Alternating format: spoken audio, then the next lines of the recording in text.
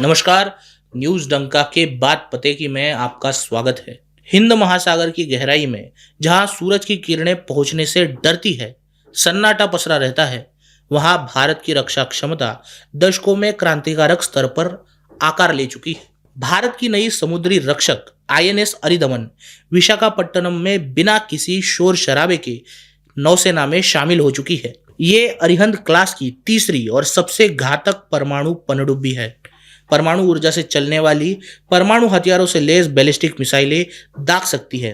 ऐसी पनडुब्बी किसी भी देश की परमाणु प्रतिरोधक क्षमता का सबसे सुरक्षित हिस्सा मानी जाती है और अरिदमन के नौसेना में शामिल होने के बाद भारत के लिए जमीन हवा के साथ समुद्र में परमाणु वितरण प्रणाली का तीसरा स्तंभ अब तेजी से परिपक्व हो चुका है। 2009 में शामिल हुई आईएनएस अरिहंत से लेकर 3 अप्रैल 2026 को अचानक से नौसेना में शामिल हुई आईएनएस अरिदमन तक की ये यात्रा दिखाती है कि भारत की पानी के नीचे से परमाणु हमला करने की क्षमता शक्तिशाली, भरोसेमंद और उन्नत ताकत में बदल चुकी है। ये विकास भारत की नो फर्स्ट यूज नीति को मजबूत करने वाला है, जिससे कभी भी अचानक हमला होने के बाद भी देश जवाबी हमला करने के लिए तैयार रहेगा। दरअसल भारत की परमाणु रणनीति रिलायबल मिनिमम डिटरेंस पर आधारित है, यानी देश दुनिया से वादा कर चुका है कि पहले परमाणु हथियारों का उपयोग नहीं किया जाएगा, लेकिन यदि उस पर हमला होता है तो भारत जोरदार प्रतिकार करने से नहीं चूकेगा। इस सेकंड स्ट्राइक क्षमता के लिए जरूरी है कि परमाणु हथियार दुश्मन के पहले हमले से सुरक्षित रहें। जमीन पर मौजूद मिसाइलें और हवाई हमले संकट के समय निशाना बन सकते हैं, लेकिन समुद्र में गहराई में सैकड़ों मीटर नीचे छिपी पनडुब्बी को ढूंढना और नष्ट करना बेहद कठिन होता है, खासकर तब जब परमाणु रिएक्टर से वो पनडुब्बी चलती हो और हफ्तों या महीनों तक सतह पर आए बिना रह सकती हो। यही कारण है कि बैलिस्टिक मिसाइल पनडुब्बियां सबसे मजबूत सुरक्षा कवच मानी जाती है। भारत में अरिहंत क्लास की पनडुब्बी निर्माण की जरूरत 1980 के दशक में महसूस हुई। तब अत्यंत गोपनीय एडवांस टेक्नोलॉजी व्हीकल प्रोजेक्ट से इसकी शुरुआत की गई, जिससे 1998 के परमाणु परीक्षणों के बाद गति दे दी गई। इसका उद्देश्य था स्वदेशी एसएसबीएन बेड़ा तैयार करना। इसका पहला परिणाम था आईएनएस अरिहंत, जिसका अर्थ है दुश्मनों का संहार करने वाला। आईएनएस अरिहंत भारत की पहली परमाणु पनडुब्बी बनी। लगभग 6000 टन वजनी और 111 मीटर लंबी ये पनडुब्बी वैश्विक मानकों पर चींटी जितनी क्षमता की है, लेकिन भारत के लिए ये एक बड़ी छलांग थी। इसमें 83 मेगावाट का स्वदेशी परमाणु रिएक्टर लगा है, जिसे रूसी सहयोग से विकसित किया गया था। ये पानी के भीतर लगभग 24 नॉटिकल मील प्रति घंटे की गति से चल सकती है। इसमें 4 वर्टिकल लॉन्च ट्यूब है, जिसमें 12 कम दूरी के K-15 सागरिका मिसाइल या 4 लंबी दूरी की K-4 मिसाइलें तैनात की जा सकती है। इसके अलावा इनमें 6 टॉर्पीडो ट्यूब्स भी हैं। अरिहंत ने नवंबर 2018 में अपनी पहली डिटरेंस पेट्रोल पूरी की। यह 20 दिनों का मिशन था, जिसने साबित किया कि ये पनडुब्बी लंबे समय तक पोर्ट से दूर रहकर भी तैयार रह सकती है। 2022 में K-15 मिसाइल के सफल परीक्षण के सहित कई परीक्षणों ने इसकी क्षमता को प्रमाणित किया है। इसके साथ ही भारत, अमेरिका, रूस, ब्रिटेन, फ्रांस, चीन जैसे चुनिंदा देशों में शामिल हो गया, जो अपनी परमाणु पनडुब्बियां खुद डिजाइन और संचालित कर सकते हैं। दूसरी पनडुब्बी आईएनएस अरिघात अगस्त 2024 में शामिल हुई। Arighat 83 megawatt compact light water reactor से संचालित है।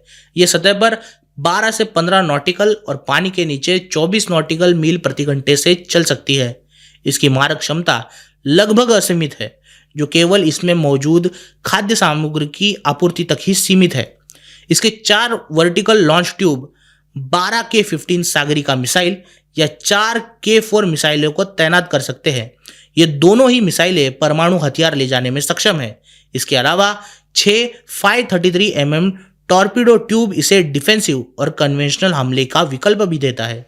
और अब भारत ने समुद्री परमाणु प्रतिरोध में अगला बड़ा कदम उठाया है, आईएनएस अरिदमन। अरिदमन का अर्थ है शत्रुओं का दमन करने वाली। इस तीसरी पनडुब्बी को हाल ही में विशाखापट्टनम से रक्षा मंत्री राजनाथ सिंह ने बिना किसी शोर शराबे या किसी विशेष कार्यक्रम के नौसेना में शामिल किया। अरिदमन 7000 टन वजनी और 130 मीटर लंबी पनडुब्बी है, जो इससे पहले से बड़ी और अधिक सक्षम बनाती है। इसमें अरिहंत स्ट्रेच डिजाइन का इस्तेमाल किया गया है, जिसमें इसमें 4 के बजाय 8 वर्टिकल लॉन्च ट्यूब है। यानी अब ये 24 K-15 या 8 K-4 मिसाइलें ले जा सकती है। इसके अलावा ये नई पीढ़ी की K-5 मिसाइल, जिसकी रेंज 5000 से 6000 किलोमीटर की है, ऐसे K-5 मिसाइल भी ले जाने में सक्षम है। यानी पाकिस्तान या चीन का ऐसा कोई कोना नहीं है जहां भारत पहुंच नहीं सकता। अरिदमन सिर्फ बड़ी ही नहीं बल्कि ज़्यादा उन्नत भी है। इसमें लो एकॉस्टिक सिग्नेचर के लिए बेहतर रिएक्टर दिए गए हैं, जिससे दुश्मन के सोनार से बचना आसान होता है। यूएस, HUS और पंचेंद्रिय जैसे उन्नत सोनार सिस्टम के कारण इसकी निगरानी क्षमता भी मजबूत हुई है। इसमें भी विशाखापट्टनम के शिप बिल्डिंग सेंटर में 75% स्वदेशी तकनीक के साथ बनाया गया है। इसके अलावा अब भारत की चौथी परमाणु मिसाइल से लैस पनडुब्बी INS अरिसुदन का समुद्री परीक्षण जारी है और ये 2027 तक नौसेना में शामिल होने की उम्मीद है। अरिहंत की 4 ट्यूब से अरिदमन की 8 ट्यूब तक का ये विकास दर्शाता है कि भारत एक साथ समुद्र में अधिक मिसाइलें तैनात कर चुका है। 3 SSBN के साथ अब नौसेना बेहतर तरीके से गश्त कर रही है, जिससे हमेशा कम से कम एक पनडुब्बी समुद्री रक्षा में तैनात होगी। लंबी दूरी की K-5 मिसाइलें इसे और मजबूत बनाएंगी। ये उन्नति इसीलिए महत्वपूर्ण है क्योंकि परमाणु हथियारों से लैस पड़ोसियों के बीच एक मजबूत समुद्री प्रतिरोधक क्षमता किसी भी दुश्मन को पहला हमला करने से रोकती है। अरिहंत क्लास की तकनीक में हर नई पनडुब्बी पिछली पनडुब्बी के अनुभवों पर आधारित है, चाहे वो छोटा परमाणु रिएक्टर हो, साइलेंट प्रोपल्शन सिस्टम हो या पानी के भीतर मिसाइल लॉन्च करना हो। भविष्य में MIRV यानी एक मिसाइल से कई लक्ष्य भेदने की नई तकनीक भी शामिल करने की संभावना है। हालांकि ऐसी पनडुब्बियों का निर्माण और संचालन बेहद जटिल और महंगा है। करीब 95 सदस्यों का दल महीनों तक अलगाव में प्रशिक्षण लेता है, लेकिन इसका लाभ भी है रणनीतिक स्वतंत्रता का।